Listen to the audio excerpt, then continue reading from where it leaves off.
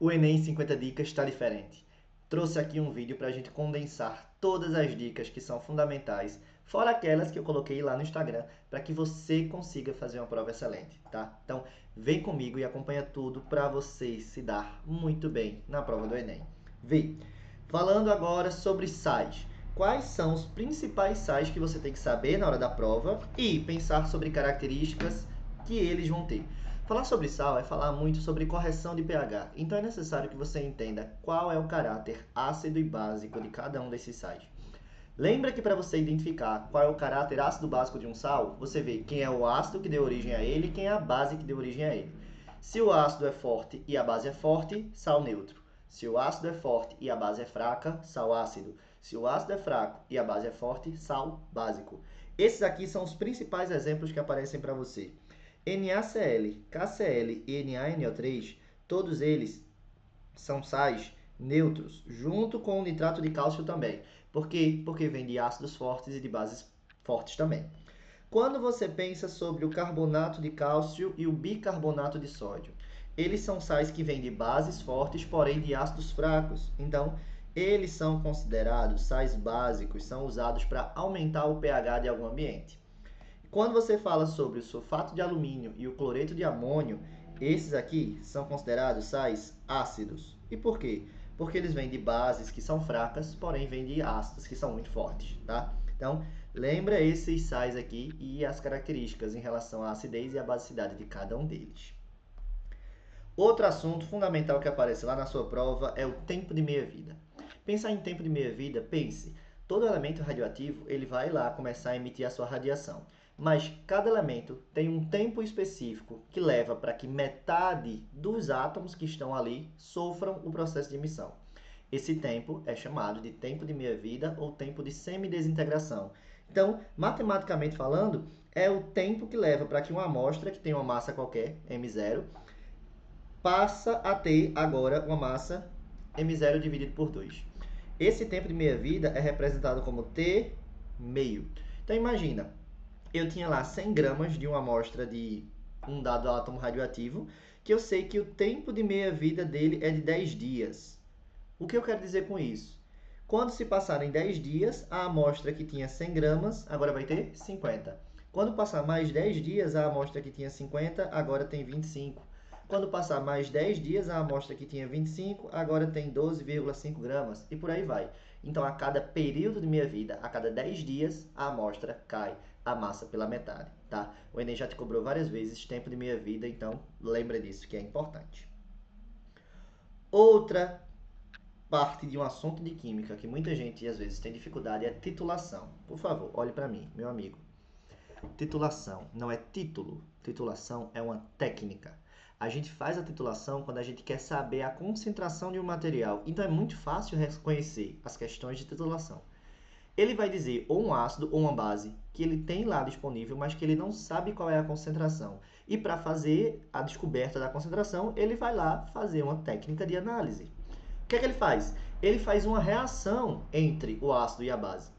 E aí, a questão de titulação ela fica muito simples, porque a fórmula da titulação é a concentração molar do ácido vezes o volume do ácido tem que ser igual à concentração molar da base vezes o volume da base. Você só precisa ficar atento ao seguinte, essa fórmula ela precisa manter uma proporção. E como é que eu garanto que essa proporção exista? Olhe para o ácido. Imagina, eu vou fazer uma titulação com ácido sulfúrico e com hidróxido de sódio. Eu olho para o ácido sulfúrico e eu vejo que ele tem 2 hidrogênios. Sempre que a quantidade de hidrogênios ali eu tenho do ácido, eu pego as informações do ácido e multiplico por essa quantidade de hidrogênios. Olho para a hidroxila da base, só tem uma. Então eu pego as informações da base e multiplico por 1. Então, lembre a fórmula, é concentração do ácido vezes o volume do ácido é igual a concentração da base vezes o volume da base. Mas eu preciso acertar essa fórmula multiplicando essas informações pela quantidade de hidrogênios que o ácido tem e pela quantidade de hidroxilas que a base tem, tá? Então, lembre da fórmula, pense nisso, nessa proporção, e eu garanto a você, você vai conseguir responder as questões. Bora mais! Modelos atômicos. A gente já tinha falado sobre o modelo de Dalton e de Thomson, faltava falar sobre Rutherford e Bohr. Pensar sobre Rutherford, pense, é o primeiro modelo atômico nuclear. Ele dizia pra gente que o átomo tinha esse formato aqui, ó. E ele era formado por um núcleo e uma eletrosfera. O núcleo era pequeno, denso e positivo. Ele não sabia por que era positivo, ele só sabia que era uma região muito pequena dentro do átomo que concentrava toda a massa e que era positivo. Enfim, ao redor desse núcleo existia uma região chamada de eletrosfera. Essa região ela era conhecida como uma região extremamente gigantesca, então a maior parte do volume do átomo vem da eletrosfera. Ela é extremamente vazia, não pelo fato de que não existe nada dentro dela, mas é porque ela é tão grande que você poderia colocar muita coisa ali dentro e ela ainda ia permanecer vazia. E ele sabia que a eletrosfera era negativa por conta da presença dos elétrons. Tá? Então Rutherford pegou a mesma ideia dos elétrons que Thomson trouxe, ele só disse agora que ele estava na eletrosfera. E esses elétrons ficavam ali, ó, circulando ao redor do núcleo em movimentos aleatórios. Depois dele, Bohr veio e disse: Rutherford não está tão errado, não. O átomo ele realmente tem essa ideia de ter um núcleo e de ter uma eletrosfera. Só que a eletrosfera ela é organizada. Ela é dividida em níveis, que são chamados de órbitas também. Cada nível desse, cada linhazinha dessa, é um caminho que o elétron pode seguir. Enquanto o elétron estiver dentro de um desses caminhos aqui, ele não vai perder energia. Por isso que ela é chamada de órbita estacionária. Mas os elétrons podem ficar saltando entre as órbitas. Quando eles saltam entre as órbitas, eles fazem um processo chamado de salto eletrônico. Lembra? O átomo recebe energia, o elétron pega essa energia, salta para um nível mais externo. Como não é o estado natural dele, ele volta.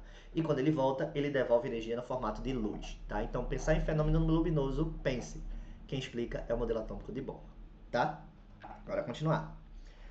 Reações orgânicas. Duas reações orgânicas que você precisa saber diferenciar lá na prova do Enem. Primeira, saponificação. Como é a reação de saponificação? Ela também é conhecida como hidrólise básica de um éster. Você pega lá um éster, você faz ele reagir com uma base inorgânica forte, como, por exemplo, NaOH, como, por exemplo, KOH. Quando essa reação acontece, isso dá origem a um sal de ácido carboxílico e dá origem a um álcool. Esse sal de ácido carboxílico aqui ele é fundamental no dia a dia da gente. Por quê? Porque esse é um sal que vai ser utilizado na produção de sabão. Então a reação de saponificação ela recebe esse nome por conta da produção de sabão. Já quando você pega um éster e faz ele reagir com um álcool, a reação agora é chamada de transesterificação. Vai dar origem a outro éster e outro álcool. Essa reação também é fundamental para você chegar na prova do Enem sabendo, porque aqui vai ser formada uma mistura de ésteres. E essa mistura de ésteres é o que a gente conhece como biodiesel, então vai ser utilizado como combustível. Lembra, o éster que vai fazer parte de qualquer uma dessas duas reações pode ser aquele éster que já foi utilizado, por exemplo, para fritar batata frita, tá? É um óleo, pode ser uma gordura também.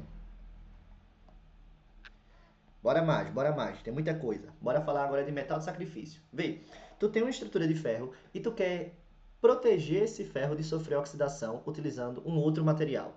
Esse outro material ele quer se sacrificar no lugar do ferro. Então eu preciso de alguém que queira sofrer o processo de oxidação ao invés de o ferro sofrer isso. Aqui eu tenho algumas opções. Vê, eu coloquei o ferro e disse que o potencial dele é menos 0,44.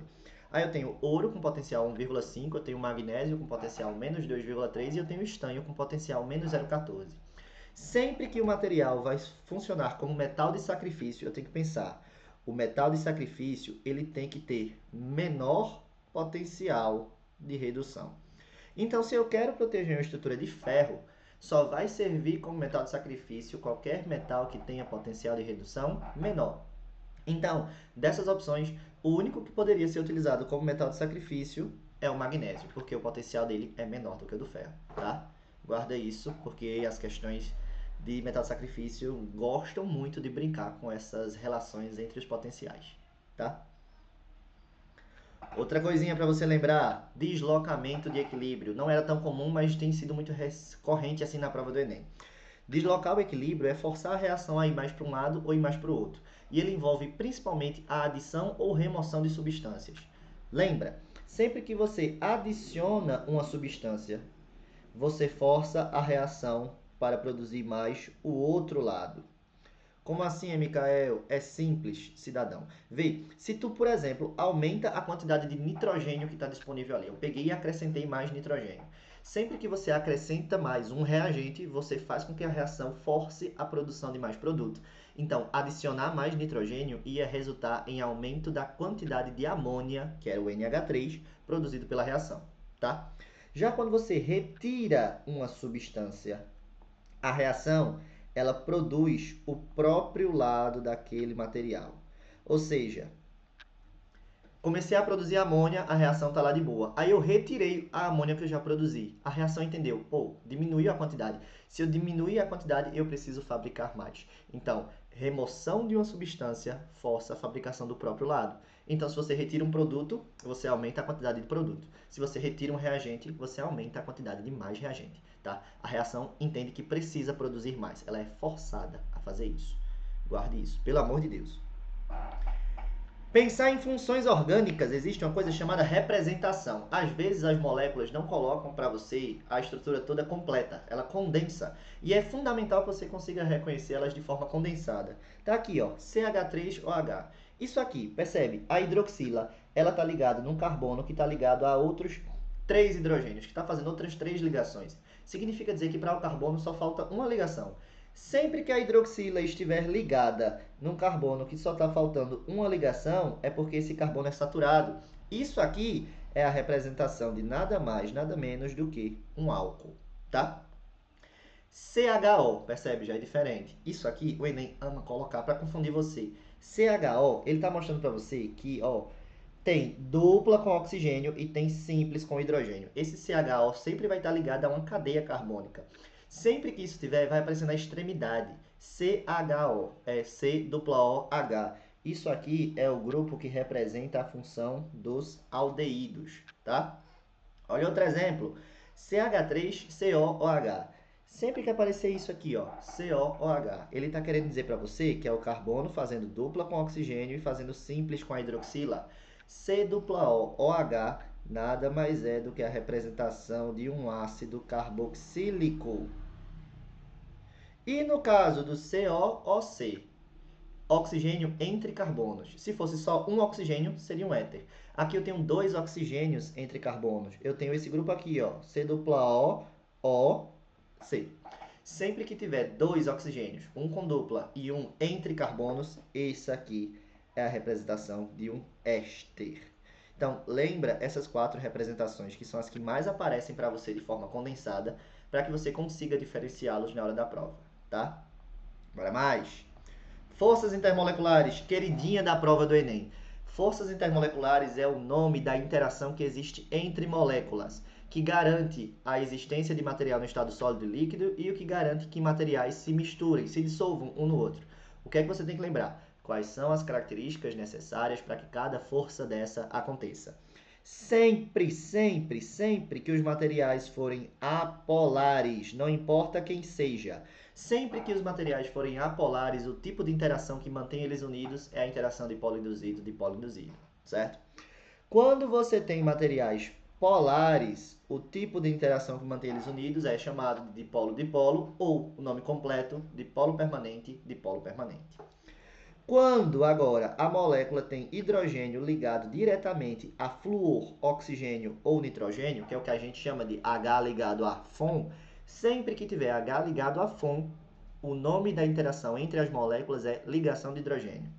Agora, quando você tem um íon, quando você tem um composto iônico, tipo um sal, adicionado dentro de um material polar, tipo a água, o nome da interação entre o íon e as moléculas do material polar é íon dipolo. Lembra, essa é a mais forte de todas, tá? Ganha até para a ligação de hidrogênio.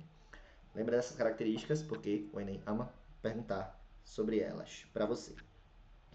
Bora falar um pouquinho de ambiental, bora falar de chuva ácida. Lembra? Toda chuva naturalmente é ácida. Por quê? Porque a chuva normal, ela tem a presença de CO2 na atmosfera. Quando o CO2 da atmosfera entra em contato com a água da chuva, dá origem a ácido carbônico.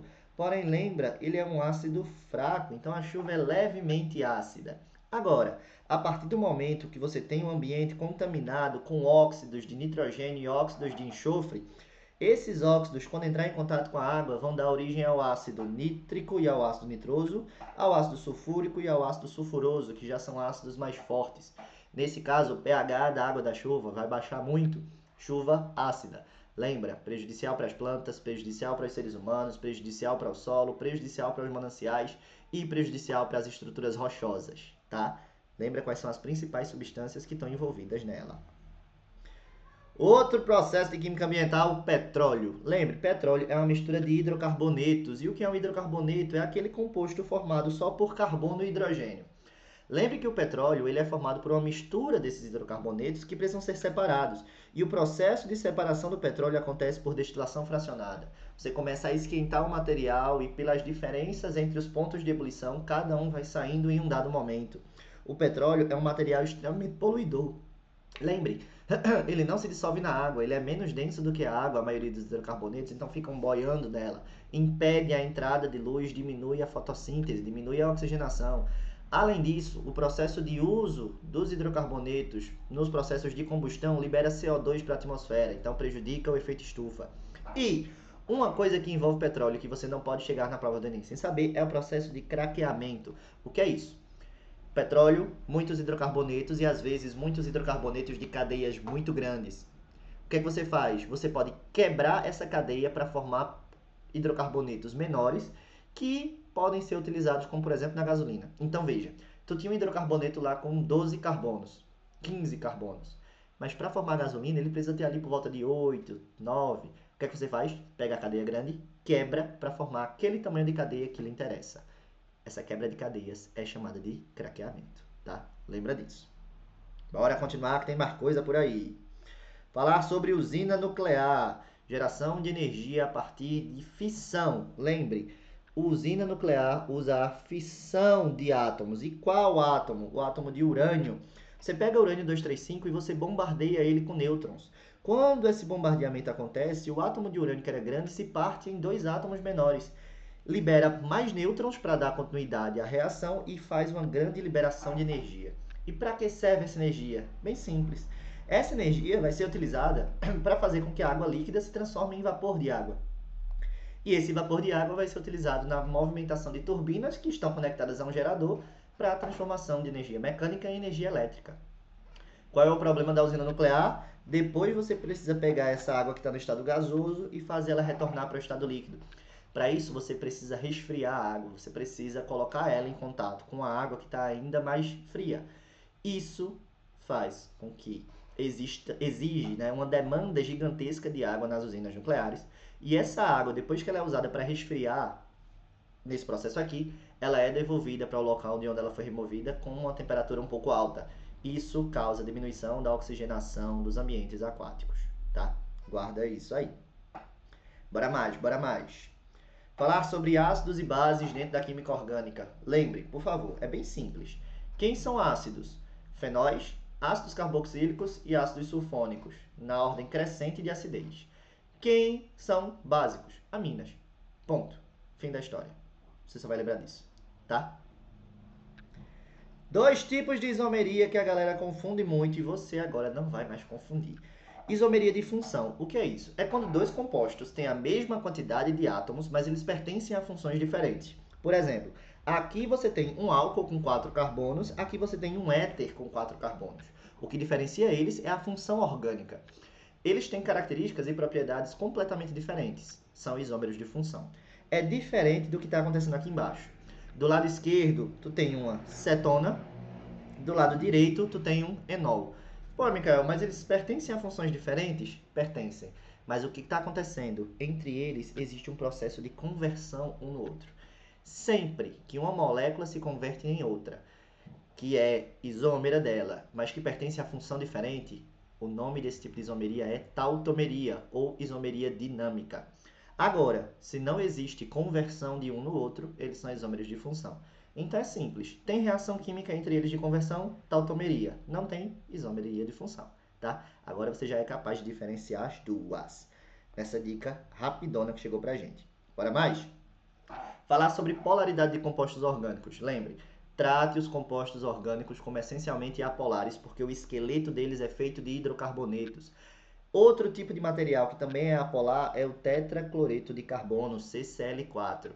Esses materiais não se dissolvem na água, tá? Apolares. Agora, a partir do momento que você pega uma cadeia que era formada só de hidrocarbonetos e você começa a acrescentar grupos orgânicos, que você forma um álcool, você forma um ácido carboxílico, você forma aminas, esses materiais começam a ser polares. E quanto mais grupos oxigenados, quanto mais grupos nitrogenados o composto tiver, mais polar ele vai ser, tá? Então, entenda esse raciocínio que vai ser bem importante para você conseguir diferenciar os compostos polares dos apolares dentro da química orgânica. Bora mais uma. Uma reação fundamental para a gente na prova do Enem é a reação de ozonólise. Vê, ozonólise é quebra na presença de ozônio. O que é que vai acontecer? Você vai lá, tem um hidrocarboneto com ligação dupla, um alceno, e você vai quebrar ele. Você vai separar esse hidrocarboneto em duas partes. Um pedaço dos carbonos antes da ligação dupla, um pedaço dos carbonos depois da ligação dupla. Sempre que o carbono que ficar sozinho estiver na extremidade, essa ozonólise vai dar origem a um aldeído. Então, vê, essa parte aqui formou um aldeído. Agora, sempre que o carbono que ficar sozinho estiver entre carbonos, essa parte que ficou aqui vai dar origem a uma cetona. Então, veja, esse composto, quando sofreu ozonólise, uma parte da cadeia dela se transformou em um aldeído, uma parte da cadeia dela se transformou em cetona. Então, só lembrar, ficou na extremidade, aldeído. Ficou entre carbonos, cetona. Processo de extração de mistura extremamente importante que tem caído muito para a gente. Extração. O que é extração? Está aqui, ó, uma solução formada por um dado soluto e um dado lá solvente. A partir do momento que você pegou e adiciona outro solvente, seja ele polar ou apolar, dentro da mistura, esse novo solvente ele vai puxar para ele os materiais que se dissolvem nele. Então, tipo assim, imagina que essa mistura laranja aqui seja de gasolina e álcool. O álcool consegue ter uma certa solubilidade na gasolina, então ele dissolve ali um pouquinho. Mas a partir do momento que você adiciona água, o álcool prefere estar ligado à água do que estar ligado à gasolina. Então, o que é que faz? Ele migra da região onde ele estava dissolvido e passa agora a se dissolver na água. E por que isso aconteceu? Porque a água chegou lá. A água foi lá e removeu a água e extraiu ele. Esse processo é conhecido como extração por solvente, ou simplesmente extração. É quando você acrescenta alguém e todo mundo que tem afinidade dentro da mistura ao líquido que você acrescentou migra para ele, tá? Muito utilizado para falar sobre os processos, por exemplo, de cromatografia, beleza? Pensar na estação de tratamento de água. Lembre quais são os princípios que acontecem em cada uma das etapas. Primeiro, você vai lá e faz a captação da água. Depois que você capta a água, você faz a adição de sulfato de alumínio, que é o agente floculante. Esse sulfato de alumínio, na presença de um ambiente básico, por isso a adição de cal, faz com que surja ali no ambiente hidróxido de alumínio, que é um material gelatinoso. Esse material gelatinoso vai ficar aqui dentro da água, no tanque de floculação, circulando pela água. E aí o que vai acontecer? A sujeira começa a grudar nesse material gelatinoso, vai ficando mais pesada. Depois, a água vai ser transmitida para um tanque de decantação, onde ela vai ficar parada. Essa sujeira mais pesada que foi formada no tanque de floculação começa a afundar. E aí, consequentemente, a parte mais superficial da água vai estar bem limpa. Essa parte superficial atravessa os tanques e vai lá para o tanque de filtração. Várias camadas formadas por areia, rochas e carvão ativado, para remover a sujeira que não saiu durante a decantação e para remover o odor e a coloração da água. Quando a água passa pelo tanque de filtração, ela está limpa visualmente, mas ela ainda pode conter micro-organismos. Para isso, você vai lá, ignora a ligação e adiciona cloro. Para garantir que os micro-organismos que estão formados ali de novo... Difícil a vida do cidadão. Tô devendo a ninguém não, viu? Isso faz com que a adição de cloro mate os micro-organismos e aí, consequentemente, a água está prontinha para ser lá consumida pelos cidadãos, tá? Lembra aí do que aconteceu em cada uma das etapas. Outra coisa, combustão. Lembra, essencialmente o processo de combustão é pegar algum material e fazer ele reagir com gás oxigênio. Porém, essa combustão, dependendo da quantidade de oxigênio, pode ser completa ou incompleta. A combustão incompleta, ela produz monóxido de carbono e ela produz água. Já a combustão completa produz dióxido de carbono e água. Qual é a diferença entre os dois? Monóxido de carbono é extremamente tóxico para os seres vivos. Mata você por asfixia. CO2 não. Então, em lugares fechados, é bem complicado o processo de combustão, porque como a quantidade de oxigênio baixa muito rápido, faz com que gere CO e o ambiente fique extremamente perigoso para qualquer pessoa sobreviver ali dentro. Guarde essas diferenças. Bora para mais? Bora falar sobre sabão e detergente. Falar sobre sabão e detergente, você tem que saber a diferença entre eles. Vê, bem rapidão. Falar sobre um sabão ele vem do ácido carboxílico. Sabão, ele é essencialmente básico, é um sal básico. Pensar sobre o sabão, ele não funciona em duas situações. Ele não funciona em água dura, lembra, é água que tem muito cálcio e muito magnésio, e ele não funciona em águas ácidas. Sabão não funciona em águas ácidas. Além disso, sabão é biodegradável. No caso do detergente, ele vem dos ácidos sulfônicos. Por conta disso, sabão tende a ser, ou detergente tende a ser neutro ou ácido. Sabão não tem problema. Organiza. Detergente não tem problema com água dura. Detergente não tem problema com água ácida. Detergente funciona em qualquer uma dessas situações. Mas o problema é que detergente é essencialmente não biodegradável. Agora, a partir do momento que você constrói detergentes que tenham cadeias carbônicas lineares, aí sim ele passa a ser biodegradável, tá? Mas essencialmente ele é não biodegradável. Guarde essas diferenças e não faça como seu prof e confunda o nome dos dois, tá? Coisas diferentes. Dois nomes que são semelhantes, que dizem respeito a quase as mesmas coisas, mas que são diferentes: gás natural e biogás. Gás natural é o CH4, é o metano puro, veio lá da destilação fracionada do petróleo. Biogás é uma mistura de CH4 e CO2, veio da decomposição de matéria orgânica. Eu posso usar o biogás para produzir metano, mas uma coisa não é diretamente a outra, tá? Lembre, gás natural, hidrocarboneto, só metano. Biogás, mistura de CH4 e CO2, decomposição da matéria orgânica, tá? Última coisinha, chegando fim já para a gente acabar. Nomenclatura dos compostos orgânicos.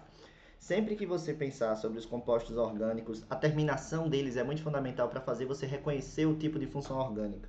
Então, por exemplo, se você vê um composto que terminou com ol, ele tem hidroxila. Então, essencialmente, ou ele é um álcool ou ele é um fenol. Sempre que terminar com al, o nome do composto, entenda que ele pertence ao grupo do aldeído. Sempre que terminar com ona, pertence a uma cetona. Sempre que terminar com oico, você tem um ácido carboxílico.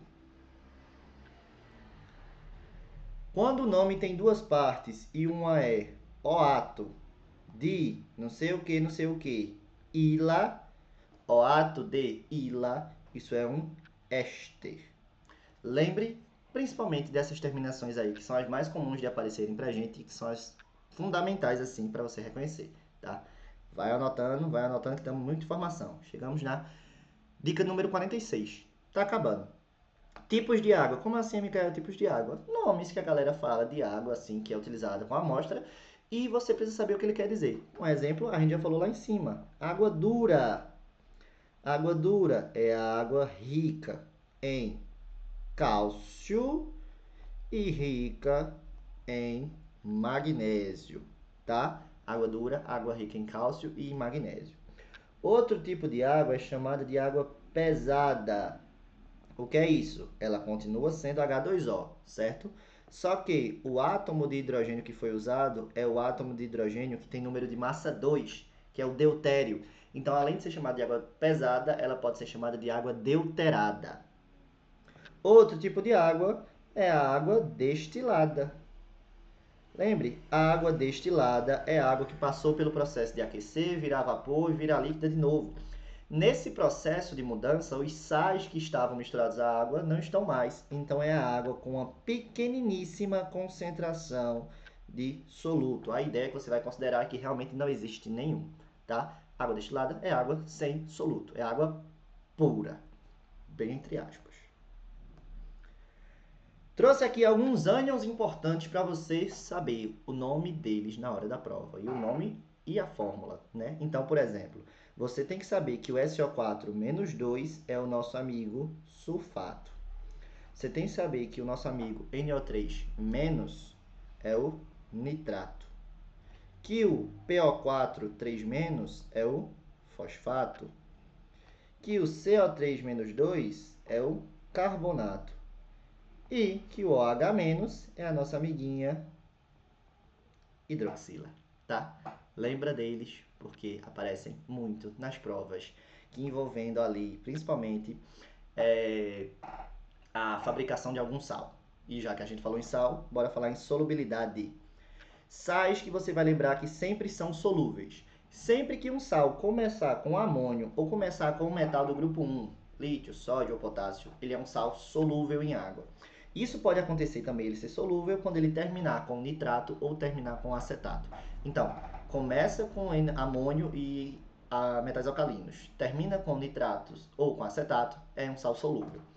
Quando é que ele é insolúvel? Quando ele terminar com carbonato ou quando ele terminar com fosfato. Agora, isso só vai valer se ele não atender a primeira regra. Então, se atende às duas regras, o que vale é a primeira, o fato de ser solúvel, tá?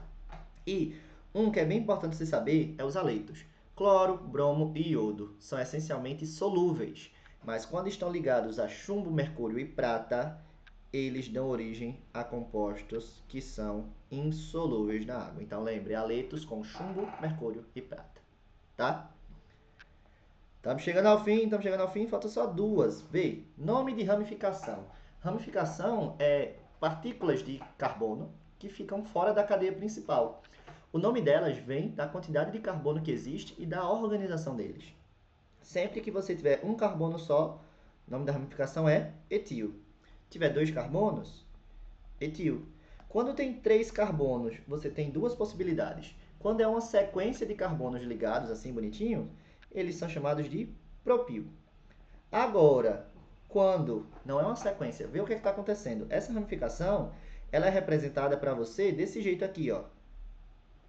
Sempre que faz essa divisãozinha, sempre que faz essa bifurcação, ela é chamada de iso. E como é uma ramificação que tem três carbonos, ela passa a ser chamada de isopropil. Quando tem 4 carbonos, e a gente só vai até aí, porque acima disso não vá nessa pilha, a gente tem 4 combinações. Quando é uma sequência linearzinha, bonitinha de 4 carbonos, o nome dela está lá, butil. Quando você tem a ramificação acontecendo no segundo carbono dessa sequência, isso passa a ser chamado de sec-butil. Quando lá na ponta, na extremidade, tiver uma ramificaçãozinha, uma bifurcação, ela vai ser chamada de isobutil. E quando parece quase uma cruz, um terço, como eu ia dizendo, só para você lembrar, tá? Terc-butil. Como é que é a representação delas, Micael? É simples. Vê. Se fosse uma ramificação butil, seria assim. 1, 2, 3, 4. Se fosse uma sec-butil, 1 vem para cá, 2 está aqui, 3, 4. Se fosse uma isobutil, tá aqui, ó, 1, 2, 3, 4. E uma terc-butil, tá aqui, 1, 2, 3, 4. Tá? Essas são as representações das ramificações e que é legal você saber, porque às vezes para reconhecer os compostos, você precisa saber a identificação. E a última coisa, propriedades coligativas. Lembra, 4 efeitos. Você tem uma água pura, ela vai ter características. A partir do momento que você acrescenta algum soluto dentro da água, essas características vão mudar. Duas aumentam, duas diminuem. Ponto de ebulição e pressão osmótica vão aumentar. Pressão de vapor e ponto de congelamento, eu escutei ebulição, né? O ponto de congelamento ou solidificação vai diminuir. E quanto mais soluto você acrescenta, maiores são esses efeitos. Então, mais vai aumentar aqueles que aumentam, mais irão diminuir aqueles que diminuem, tá? E os 4 acontecem juntos, tá? O material não escolhe qual vai acontecer, não. Galera, é assim que a gente conclui o Enem 50 dicas, com 50 informações fundamentais de química para você conseguir fazer um bom Enem. Cheiro, e é isto. Valeu e até a próxima.